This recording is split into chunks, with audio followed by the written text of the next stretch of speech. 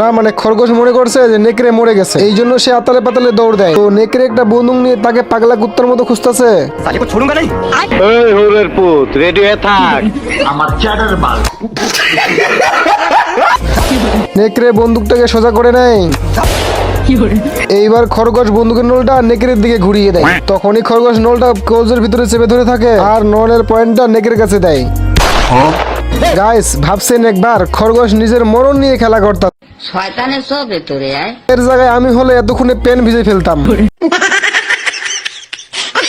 দেখেন পাথর নিয়ে খেলতেছে আবার দাঁত বের করে হাসতেছে। তো খরগোশের হাসি দেখে নেকড়ে তো সন্দেহ হয়, এই জন্য সে নলটাকে ঘুরিয়ে নেয়।